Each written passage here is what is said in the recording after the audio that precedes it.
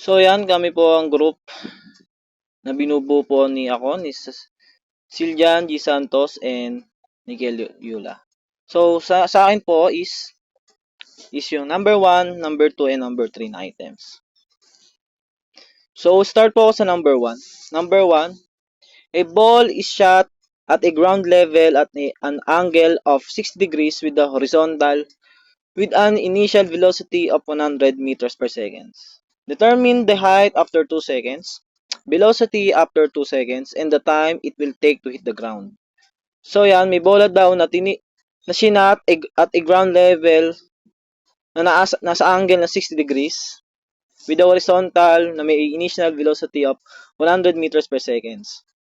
So yon, hanapin daw natin yung height after 2 seconds, yung velocity after 2 seconds, saka yung oras niya bago siya na it will take to hit the ground. So yan. So unang-una isanapin muna natin yung height.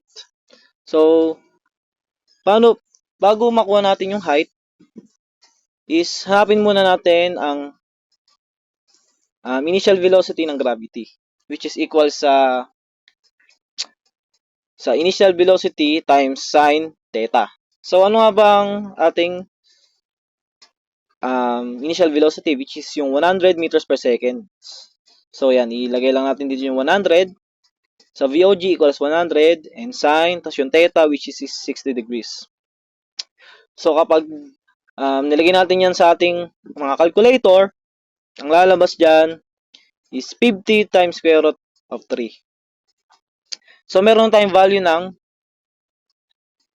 initial gravity. So makukuha natin ang height. So paano yun?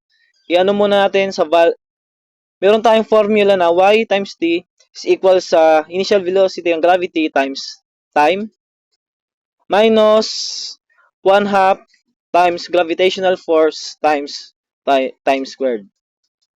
So substitute lang natin yung value which is yung y times yung time natin is 2 seconds equals sa initial gravity natin which is yung 50 square root of 3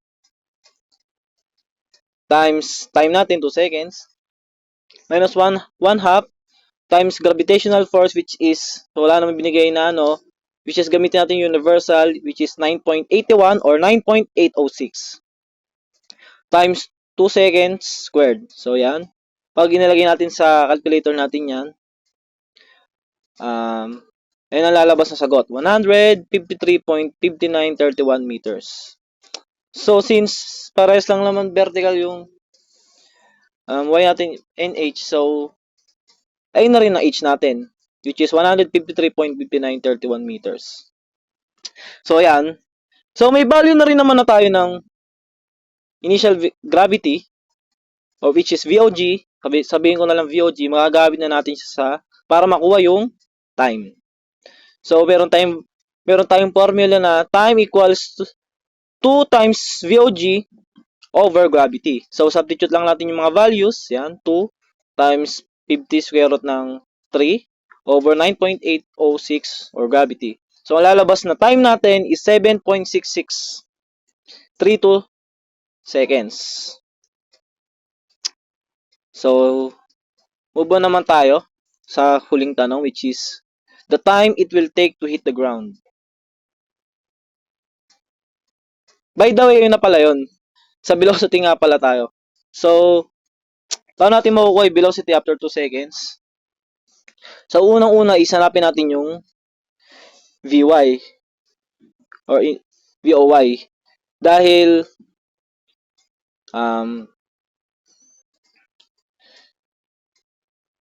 meron tayong formula na V equals square root of VO squared X plus BO squared Y. So, ayun, paano natin makukuha yun? So, ayun lang. Meron tayong formula na VBG equals VOG minus GT.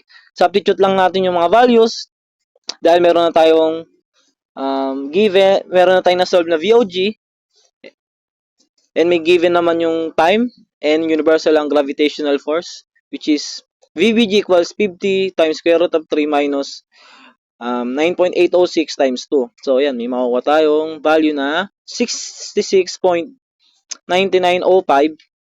meters per seconds. So, take note na lang na VOY din yan. So, para makuha din natin ng Vx, which is equals din siya sa VOX, substitute lang din natin yung value, which is, so, ayan, initial, equals din siya sa VO cosine theta. So, meron tayong initial velocity kanina na 100 ms. Lagay lang natin dyan, substitute natin, and since Vx siya, cosine siya, and ang theta natin is 60 degrees, so may makuha tayong value 50. So, meron tayong V, Y, and Vx. So, ayun, substitute na lang natin dito sa baba. Yan. So, makuha natin is V equals square root ng 50 squared plus 66.9905 squared. Meron tayong makukuha ang velocity na equals 83.5926 meters per seconds.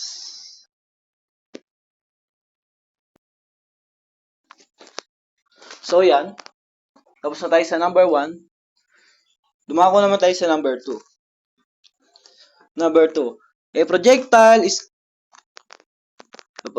launched at A with an initial velocity of 40 meters per second at an angle theta impacts the vertical wall at B, 30 meters from the point of release of the projectile, neglecting the air resistance. Determine the angle that would give the maximize the height of impact. Determine this height. Which of the following gives the time impact at B? So, yan. Siyempre, bago natin simulan ng is i-write down muna natin lahat ng given. Which is, meron tayong distance at x is equals 30 meters. And meron tayong initial velocity na 40 meters per second. And syempre, huwag natin kalimutan itong dalawang formula na to, which is magagamit natin siya mamaya. Yung Vx equals initial velocity times cosine theta, and Vy equals initial velocity times sine theta. So, unang-una,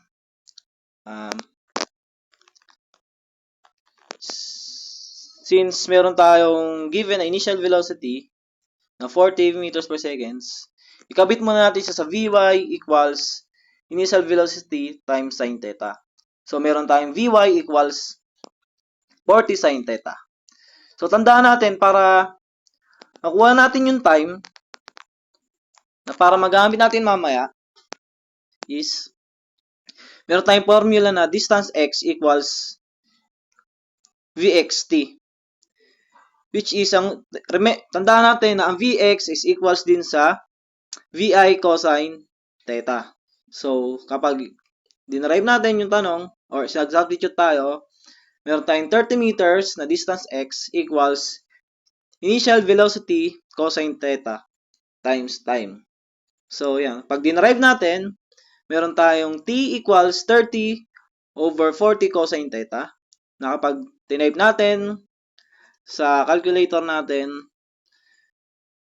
lalabas is 0.75 second theta. And kapag convert natin sa normal number, which is mayroon tayong time na 4.1453 seconds. So, meron tayong time. And ngayon, gagamitin natin na formula para makuha natin ang angle theta is nakalagay dito na dy equals Vy times t plus 1/2 times gravitational force times t squared. So, substitute lang natin. Alam naman natin na Vy is equal sa initial velocity sine theta, which is meron na tayo sa taas. Substitute lang natin, lagyan natin is 40 sine theta. So, meron tayong dy equals 4 sine theta times yung time natin na pwede rin natin gawing 30 over 40 cosine theta plus 1/2 times yung gravitational force natin 9.81. Sabi ko nga sa inyo kanina, pwede namang 9.806 or 9.81. So, iba ko lang para magamit silang parehas. And times 0.75 second theta squared. So, ayun, i-rekta natin sa calculus lahat. Pero wag na muna pala kasi since sinanag nga pala natin yung theta, limutan ko. Yan, so dy equals i-simplify natin which is tumo tayo sa 46 and times 30 over 40 cosine theta. Magkakaroon tayo ng 30 tangent theta plus 4.905 times 0.75 second theta squared. So, derive ulit natin.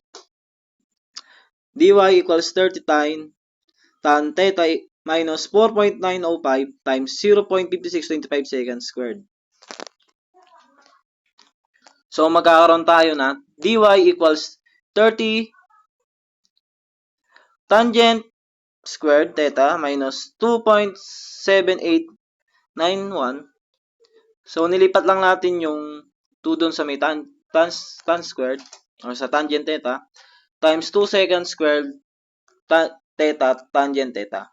So, magkakaroon tayo ng yon, dy equals 30 tangent squared theta minus 2.7891 times 2 second squared theta tangent theta. So, pag dinerive natin, dinerivative natin, magkakaroon tayo ng 0 equals 30 second squared theta minus 5.5182 second squared theta tangent theta. So, since para sila may second squared, cancel natin yung second squared, magkakaroon tayo ng 0 equals 30 minus 5.5182 tangent theta. And lipat lang natin sa kabila yung 5.182 tangent theta para maging positive na siya. So, magkakaroon tayo ng final na 30, 5.582 tangent theta. So, i-derive lang natin. Magiging arctangent na siya times 10 over 5.5182.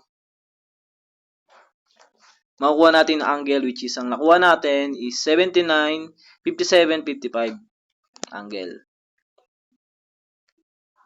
So, yon.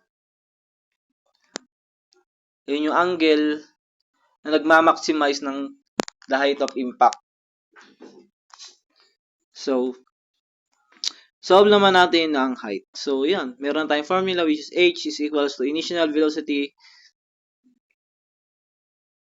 y plus 1/2 gravitational force times second squared.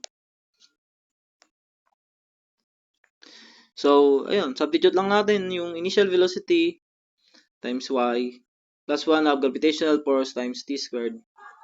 Mayroon tayong makukuha ang height na 78.7901 meters. So, number 3, a girl at A throws a banana directly at a monkey perched on a branch at B. If the initial speed of the banana is 16 meters per second and the monkey, out of fright, happens to fall from the rest of the branch, at the instant the banana is released at A, what is the angle the banana is thrown? What time does the monkey falls from the tree to catch the banana? What is the distance does the monkey falls from the tree until it catches the banana? So, list down na natin lahat. Meron tayong initial velocity which is wala naman given na 0 meters per seconds. And meron tayong unang T1 na 0.6988. I-plot lang natin. And meron tayong H na hinahanap. And of course, di lang naman H ang height ang hinahanap or ang distance.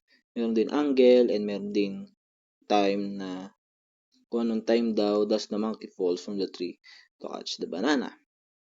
So, unang-una is, yan, hanapin mo natin yung angle which is tan theta equals 5 over 10. And i-derive lang natin. Lagay natin sa calculator natin. May makuha tayong 26.5651 na angle. So, para makuha natin yung time na thus the monkey falls from the tree, para makakuha niya yung banana, gamitin natin ang formula na dx equals vxt. Or, para pag dinerive, t equals sa dx over vx. So, yan. Ipat lang natin. T equals, so meron tayong distance over x which is 10 meters over 16 cosine times 26.5651 na nakuha nating theta. So, meron tayong time na 0.6988 seconds bago yung monkey falls from the, para makuha niya yung banana. So, para makuha natin yung distance from the monkey falls, meron tayong h equals dy or equals din siya sa vit plus 1/2 times gravitational force times t times squared.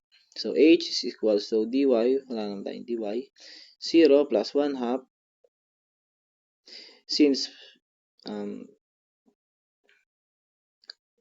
pababa siya, pa-negative, gawin natin negative ang gravitational force which is negative 9.81 times 0.6988 na nakuha natin kanina na T1 and squared, yung squared nun. So, kapag nilagyan sa calculator, meron tayong makukuha distance or height na the monkey falls from the tree until it catches the banana, meron tayong height na 2.395 meters.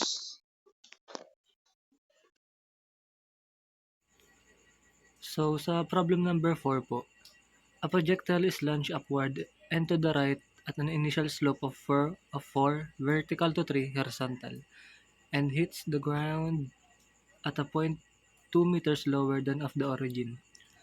The maximum height of its flight is attained 8 meters away from the origin. What is the initial velocity? What is the maximum height? And what is the horizontal distance? So, given po na yung magiging tan theta natin is 4/3 at yung theta natin na nakuha is 53.1301 degrees. At yung R po na nakuha natin is 16 meter kasi alam po natin na ang binigay na attained is 8 meter. Alam naman po natin na kalahati lang po yun kaya magiging 16 meter po siya. So, para makuha yung velocity, ginamit natin yung formula na v squared sine 2 theta over g, which is the gravity. At nakuha po natin yung initial velocity na 12.7867 meter per second.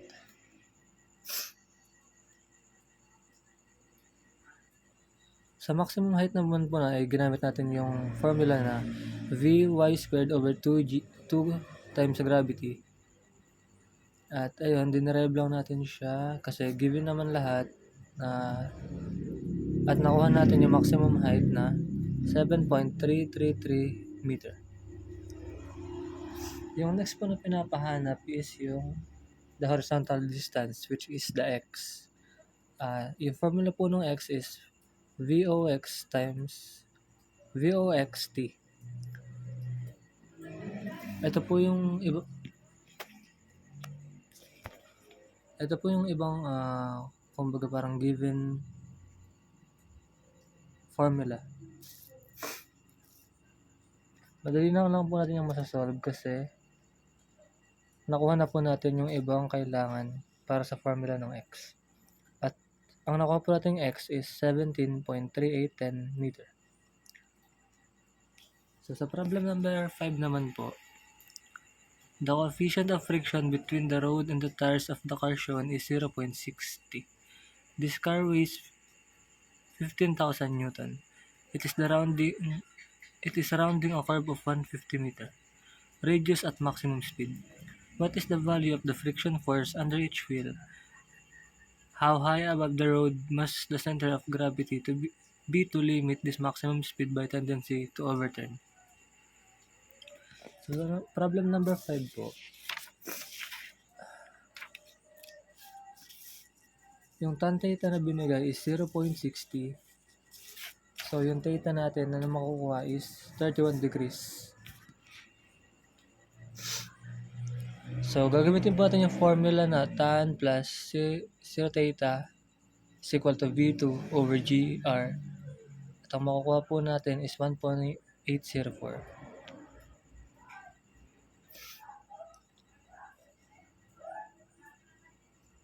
So, pinapahanap po sa problem na to is what is the value of the friction force under each wheel and how high above the road must the center of gravity to be the limit maximum speed overturn. So, ang pinapahanap po dito is yung F2 at saka yung F1 at saka yung maximum speed.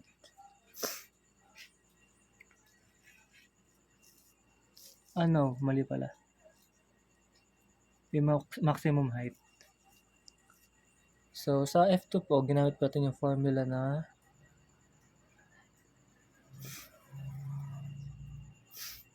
.60 times 23,504.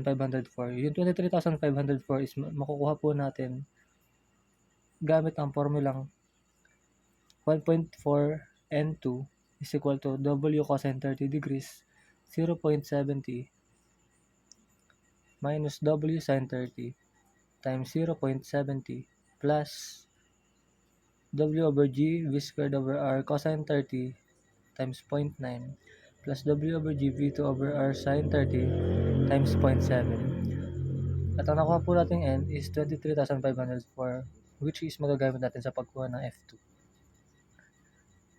Ita-times lang po natin sila at makukuha yung 14,102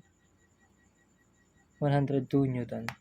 Sa pagkuha naman ng F1, gagamitan natin yung formula na N1 plus N2 is equal to W cosine 30 plus W over G V2 over R sine 30. I-derive lang natin siya, ililipat yung 23,000. So, ang N1 natin ay magiging 3,016 Newton. At pwede natin siyang